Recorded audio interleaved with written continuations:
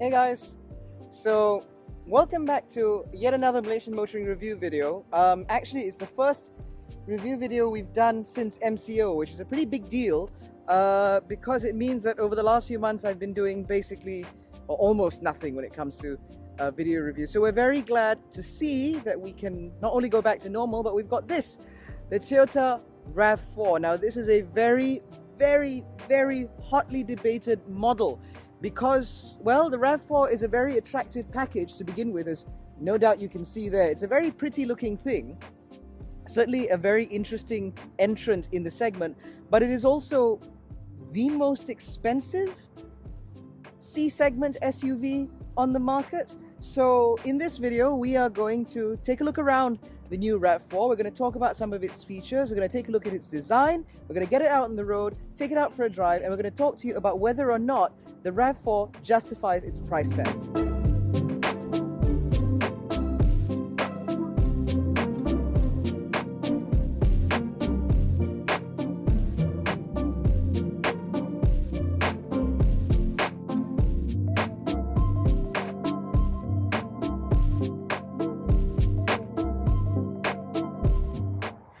Right, so like I was saying, the RAV4 is certainly a very interesting entrant into the market because, well, the mid-size SUV space is a very hotly contested part of the Malaysian automotive market. Lots and lots of people are buying these and lots of people like them.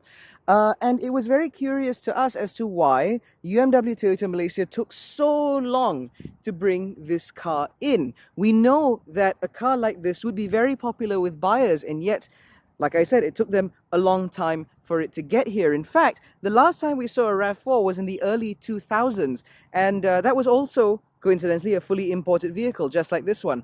And we'll talk about the implications of that a little bit later. But first, let's talk about the car itself. So the new RAV4, this is the 5th generation RAV4. And did you know that the RAV4 nameplate is actually the most popular SUV of its kind, of this shape and size, in the world?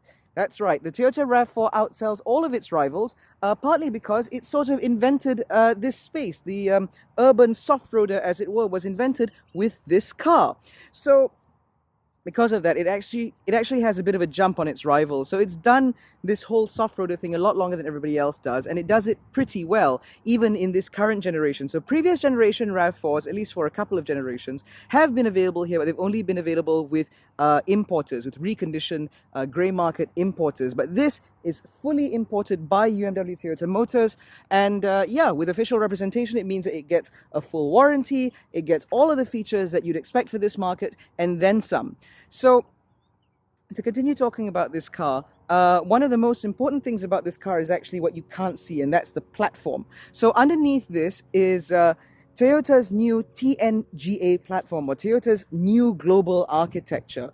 And to be more specific, the RAV4 is underpinned by TNGA-K, which is a specific variation of the TNGA platform. Now, TNGA-K is used for cars like the Toyota Camry and the Lexus ES, both of which are sort of D-segment saloons, very large cars. And this uses the same platform as those large cars, as opposed to sharing a platform with the Toyota Corolla, which is technically, I mean, that's a C-segment saloon, this is a C-segment SUV. And that's a distinction that Toyota wants to make very known. The reason being, TNGA-K, because of its use with Lexus, because of its use with the Toyota Camry, for them it was very important that they nail things such as refinement, overall lightness, torsional rigidity, as well as visibility.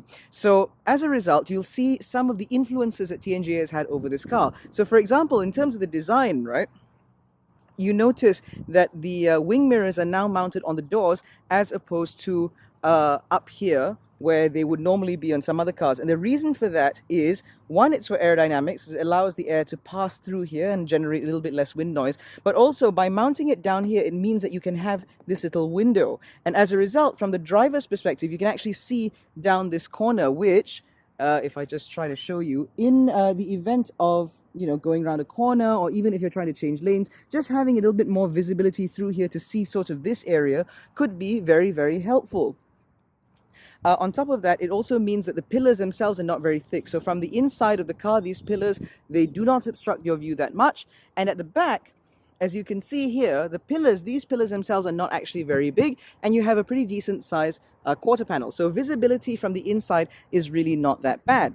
That's number one. Number two, thanks to TNGA, it means that Toyota gets to use its very latest engines. So under the bonnet of this car is the 2.5-litre engine. There are two engines on offer in Malaysia, namely the 2-litre dynamic force four-cylinder, as well as this 2.5-litre dynamic force four-cylinder. So the 2-litre puts out about 176 PS and 207 Newton meters of torque. We have here the 2.5-litre, which puts out 207 PS and 243 Newton meters of torque. Power goes to the front wheels regardless of which engine you choose, but the manner it gets there is a little bit different. On the 2-litre, the gearbox, which sits about here, the gearbox in the 2-litre is a CVT automatic gearbox, again sending power to the front wheels, whereas this 2.5-litre uses an 8-speed automatic gearbox, and it is the smoothest gearbox. It is buttery smooth. And so because it's got the dynamic force engines, which if I'm not mistaken is the first implementation of dynamic force in Malaysia, I could be wrong, but the dynamic force engines are an important part of this equation because it is actually an award-winning engine because of its thermal efficiency. So thermal efficiency is basically the buzzword that's used to describe how efficiently the car takes fuel and turns it into motivational force. So because this car has 40% thermal efficiency, it means that this car uses less fuel to get going, and the fuel consumption in this car is testament to that. But again, I will get to that a little bit later. The last piece of the TNGA equation is safety. Thanks to the new platform, there are lots of safety features that Toyota has added to this car that they couldn't have done with previous generation RAV4s. So for example, I'll start here with the badge. So this is actually a 2D badge. You can't actually, I don't know if this is illustrating this very well, but you can't actually touch the logo because this is actually a radar. So they've hidden it back there because this car offers a suite of I think Toyota calls it Toyota Safety Suite, which is an entire host of active safety features such as adaptive cruise control, autonomous emergency braking, lane trace assist, lane keep assist, as well as things like blind spot monitoring and rear cross traffic alert. And so that lives there, and then it's also aided by a camera that lives up there. Can you see that little triangle there? Yeah, so that's the camera. And so because of all of these little changes that have been added or they've been worked into the RAV4, this makes this the most mature RAV4 yet. But again, as I mentioned earlier, or as I alluded to earlier, this car is fully imported. This car is actually built in Japan. It's imported from Japan, and the 2-litre model with SST starts at a little over 200,000 ringgit, whereas this 2.5-litre starts at 230 with SST. Without SST, the 2-litre comes in at 196,000 and some change, whereas the 2.5-litre, like the one we have here, goes for 213, 215, something of that sort. It's worth noting, however, that in terms of overall specifications, both in terms of aesthetics as well as the smaller nitty-gritty stuff, there is literally no difference between the 2.5-litre and the 2-litre except for the engine and the gearbox combination, like I mentioned earlier. So I guess if you are jonesing for a RAV4, if you think that this is the sort of car that you want and you're okay with the prices, which is significantly more expensive than its competitors, but if you can live with that, choosing the engine really is a matter of how you use the car. So if you spend a lot of time on the highway, for example, you may want the 2.5-litre, whereas if you expect to be spending most of your time in town, which, let's face it, most of us do, then you will probably want the more frugal 2-litre. In terms of the gearbox, well, Toyota CVTs are generally quite good anyway, so you're not really losing out. Personally, I don't feel that having the 8-speed automatic gearbox is worth spending about 30k more thereabouts to upgrade to the 2.5-litre. I don't think it's that big of a deal, and I think that in day-to-day driving you're not going to notice that the gearbox is there. And also, like I said, the 8-speed in this is so smooth and the ratios are so close that it feels almost like driving a CVT anyway. Now, inside the Toyota RAV4, again, you can see that this is very much a new, modern Toyota. For starters, you have a semi-digital instrument cluster where you have the speedo in a digital sort of fashion, whereas the tachometer is still a needle.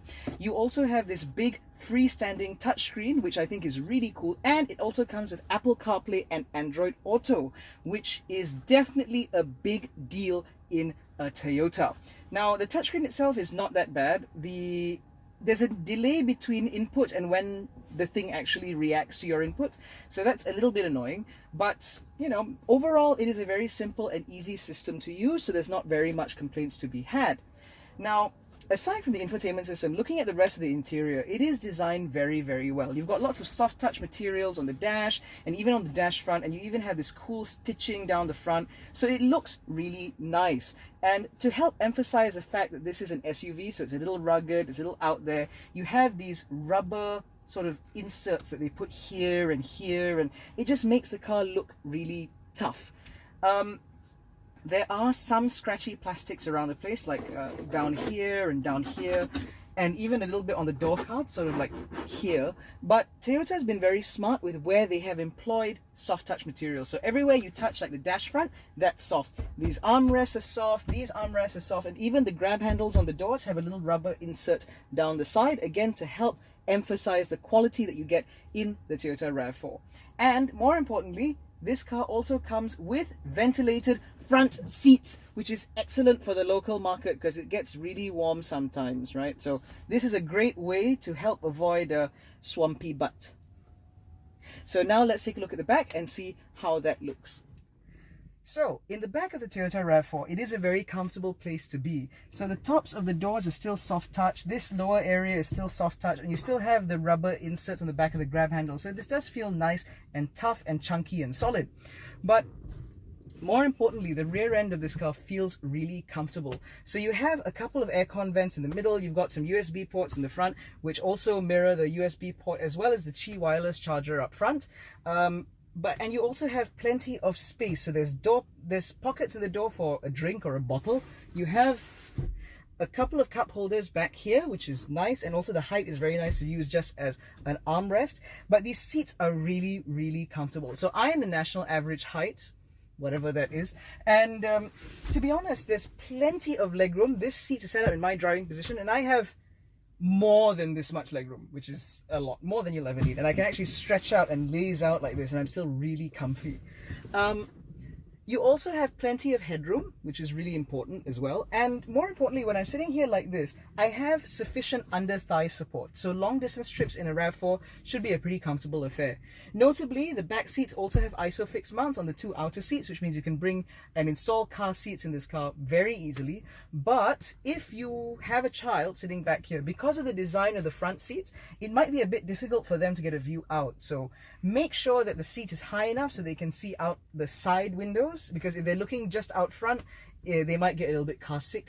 So the boot has a kick to open function, and so you can actually just wave your foot under the bottom and it'll kick the boot open. Now I won't demonstrate that because, well, I can't be bothered, but you can also release it with the key. Now you have an electric tailgate, so you just press the button and it opens. It is a bit slow, this tailgate, but it does open faithfully eventually. And in here you have a whole lot of space. So Toyota says that the amount of cargo room that you get in here is the biggest in the class. We'll take them at their word.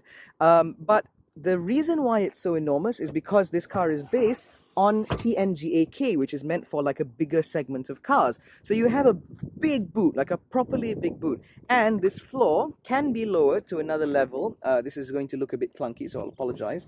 So let me just try and bring that down. There, see? So once you lower it, you get maybe about a few inches of extra space here.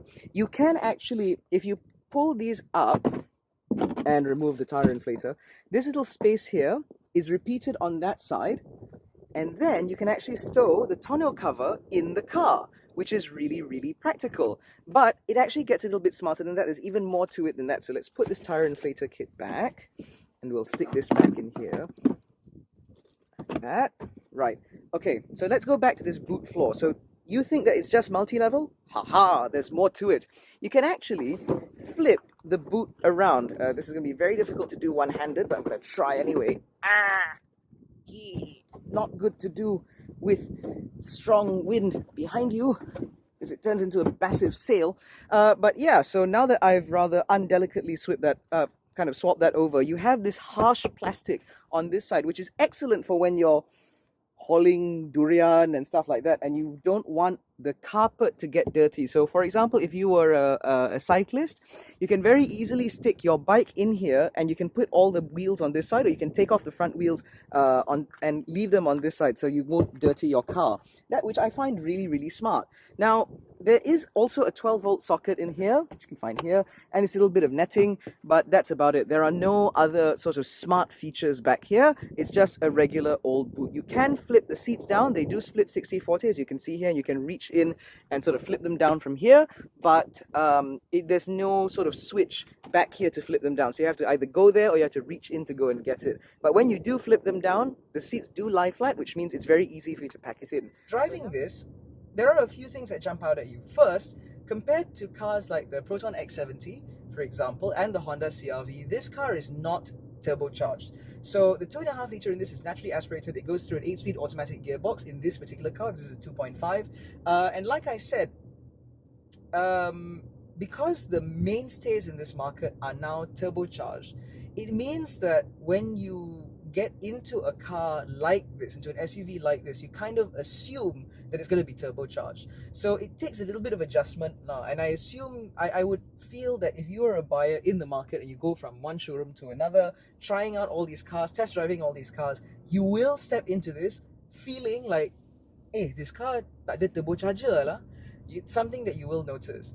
But that aside, because there's no turbocharger, it does mean that you need a little bit more throttle input to get somewhere in order to get the torque, and also there's a lot less torque than usual. So getting up to highway speeds, for example, is obviously, it feels a little bit less urgent than you would in some of its competitors, but it certainly gets there. There is enough grunt in this engine to get there. It's just that, like I said, it takes a little bit longer to do so.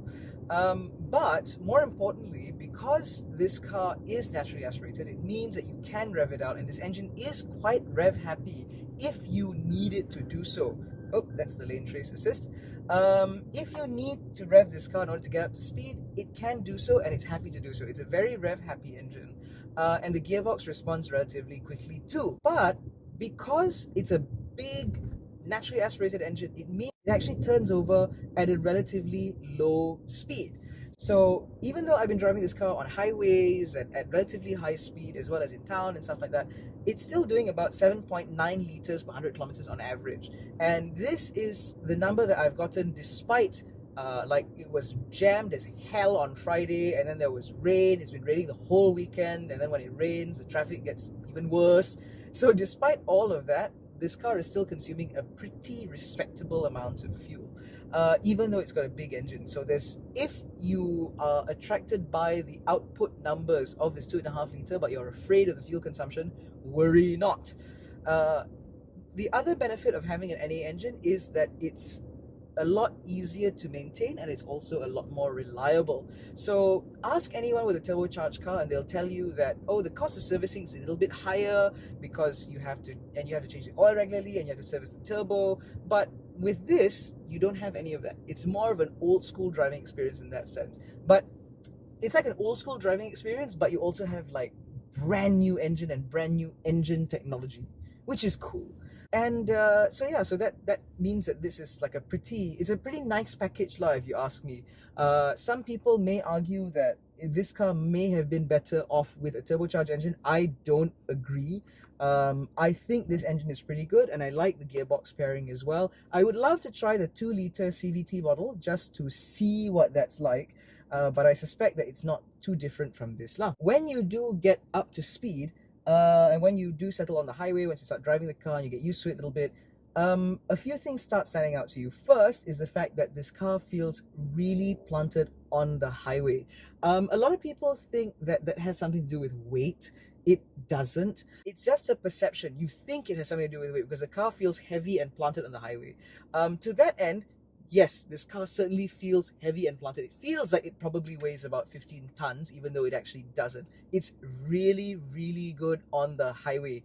You can just chill out, and it's really comfy. The seats are really lovely. You get very little wind and road noise until you hit about 120-ish, I'm told.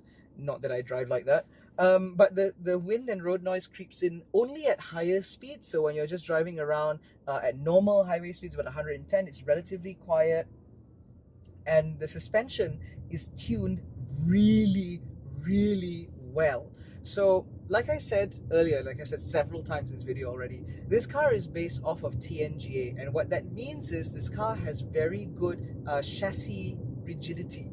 So when a chassis doesn't flex as much, it means that engineers, and ride and handling engineers especially, can play around a little bit more with the suspension, and the car doesn't compromise the overall ride and handling. So because of the very stiff chassis, it means that the suspension, the chef de suspension at Toyota has been able to play around with the suspension a little bit more and tune it so that it offers the right balance between comfort and dynamics. So as a result, it means that even though this car is very comfortable on the highway, and I mean very comfortable on the highway, it still feels very controlled, it still feels very predictable. And that's exactly what you want out of a vehicle like this, because this is ultimately a family car.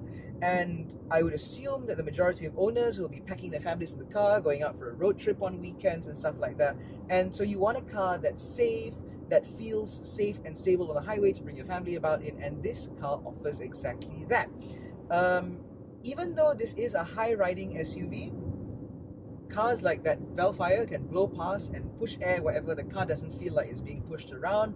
It's nice and solid and stable. It's a really, really good motorway cruiser. But that said, in town, the smaller imperfections in the road, it deals with that pretty well too. But there is a big but. When you're in town, when you're driving on town roads, like a bit more sempit and stuff like that, this car is a little bit difficult to deal with because it's very blocky. From where you're sitting, the bonnet feels like this big square box in front of you, and it's very pronounced because the edges of the bonnet actually come up a bit, so you can tell where the corners of the car are, and when you're driving around, it just feels like it's a really big car. It feels a little bit unwieldy. But the 360-degree camera, which comes with this car as standard on both variants, means that, especially if it's low-speed maneuvers, you just hit the button and you'll be able to navigate your way through whatever might be there. It's not a problem. It also means, because of that navigation, the navigating and commanding the car as such, it also means that when you're parking the car, it's also not very hard. You just use the 360-degree camera. I'm quite reliant on the thing, if I'm honest, because you're sitting high up, and because the design of the car, it's not the easiest to like agak where the corners are. So just use the cameras instead. Allow them to help you park the car, as it were. But overall, the driving experience itself is really fun. When you're going through corners, like big sweeping bends and all that, the car feels really stable and really planted, and it inspires confidence, and it allows you to carry decent motorway speeds through corners. You don't have to scrub off too much of the speed, which is especially helpful given that this is an NA engine, and so you don't have a lot of low-down torque. But more importantly, like I said earlier, because this is a comfortable, quiet family car, it means that you can travel at relatively high speeds, or highway cruising speeds, with comfort, with confidence, which is great for a car like this.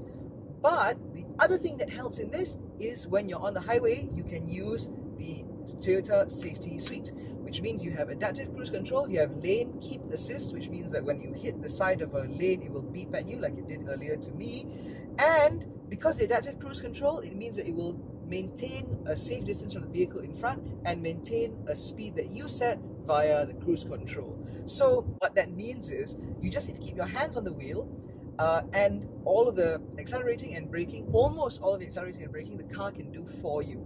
Of course, you want to always hover over the brake pedal just in case. You always need to be ready to take over control, but for the most part, you can rely on the car to do it.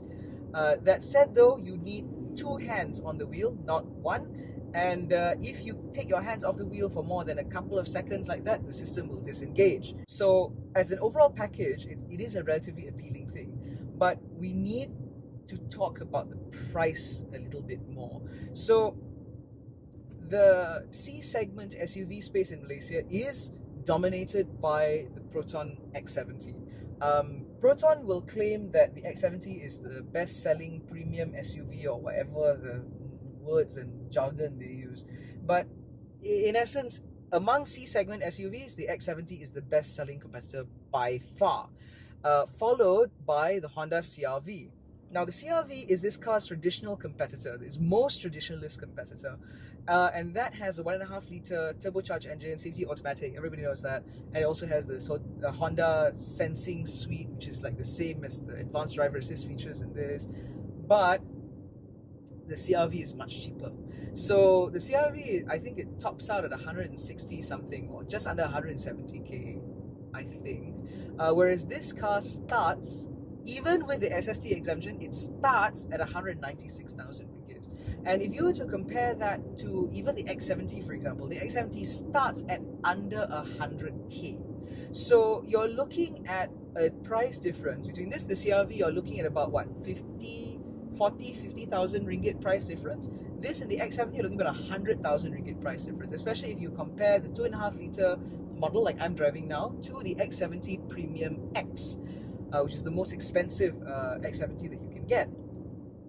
And that is a big price gap, like a really, really big price gap. It is not the kind of thing like Mazda and the CX-5. Those cars, the CX-5 has always been traditionally a little bit more expensive than its competitors, but this is like full expensive. And you have to really think about what that sort of money buys. So if you are shopping for a C-segment mass market SUV like a CR-V, like a CX-5, like an X70, you will probably want to ignore the Toyota RAV4 simply because it's so much more expensive. And for most buyers, especially those who are not so keen on having all that space or not so keen on having such a big car, you will probably gravitate towards the Volvo XC40 like I mentioned earlier, or even the BMW X1 or the Mercedes-Benz GLA or other premium SUVs like that, because they're about the same price as this car.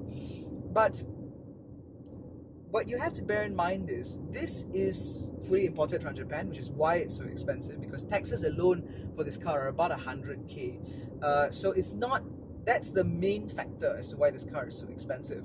But again, if you are pragmatic enough, of course, someone who goes out and says, oh, I want to buy a BMW, and you'll still buy a BMW lah. You don't care that this car is bigger, you don't care that this car has more active safety features, you don't care, because to you, the most important thing is, I'm buying a premium car.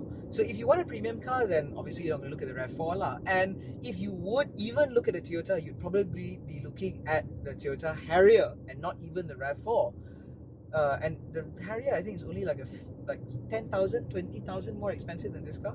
But anyway, so yeah, if you're looking for a premium car, obviously you're going to ignore this. You're going to go straight for the premium cars. But if you are a pragmatic individual, if you're the kind of person who is looking to get best bang for buck, and you happen to be shopping for a premium car like a GLA, like an X1, like an XC40, like a Q3, you may want to actually take a look at this Toyota RAV4 because it's a really good car. Objectively, it's a very good car. It's very quiet, it's very comfortable. The safety features, which are a priority for me, the safety features in this car are very comprehensive, which means that you can drive this car in total ease and comfort, knowing that the car is looking out for you.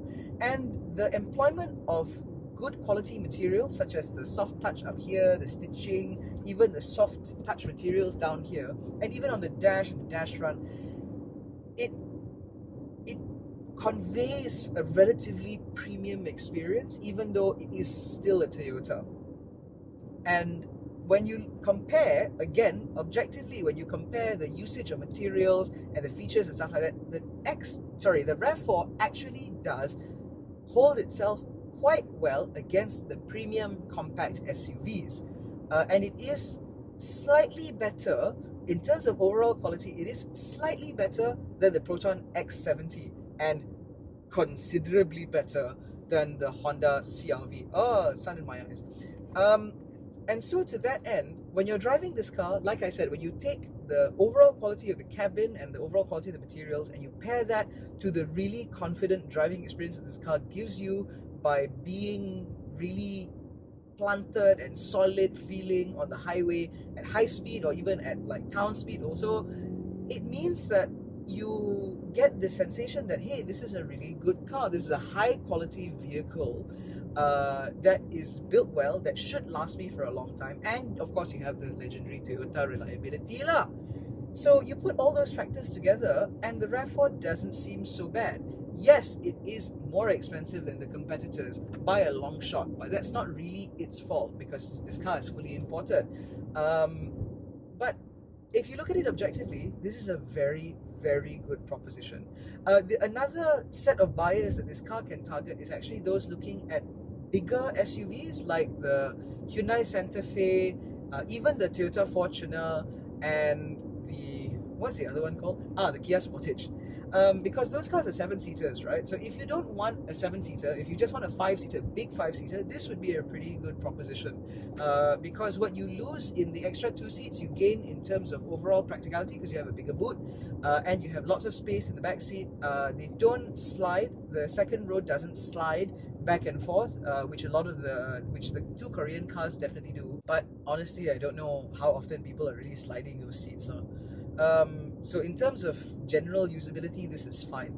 And compared to Hyundai Santa Fe, for example, where you can get a 2.5-litre 4-cylinder petrol engine with a 6-speed automatic gearbox, compared to that, this is a better bet because you have an 8-speed automatic gearbox, which means it's better on fuel, it's better on the motorway, and you also get all of the active safety systems that I was talking about earlier.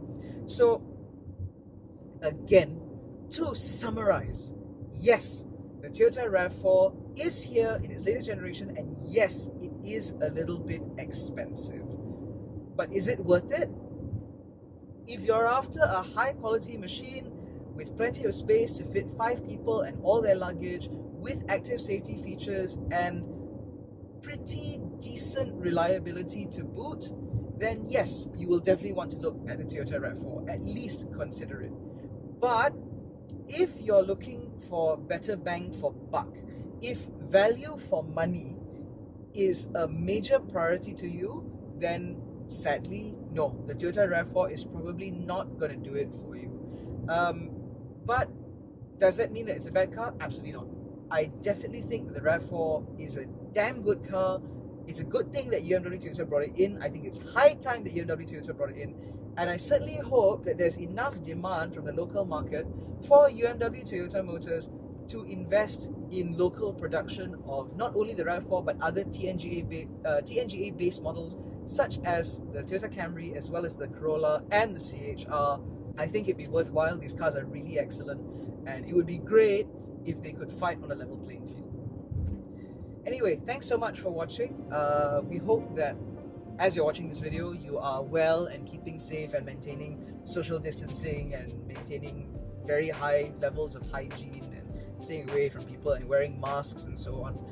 And if you enjoyed this video, please give us a thumbs up, subscribe to our channel. I will apologize now if the format's a bit weird or if my very powderful England like not so powderful today, because I haven't actually reviewed a car in a long time, so I'm a little bit rusty. But we are back on track to continue doing reviews, taking cars out for review and giving you guys an honest opinion on new cars currently available in the Malaysian market space. So don't forget to follow us on Facebook, Twitter and Instagram. You can follow me on Twitter as well. All the links are down below. And if you're looking to buy a new car and you want to get the best deal and the best service on a new car, send us a message on Facebook and we will put you in touch with the best dealers wherever you are, and make sure that you pay a fair price for a new car. Thanks so much for watching. We'll catch you in the next one. Take care, stay safe, stay healthy. Bye.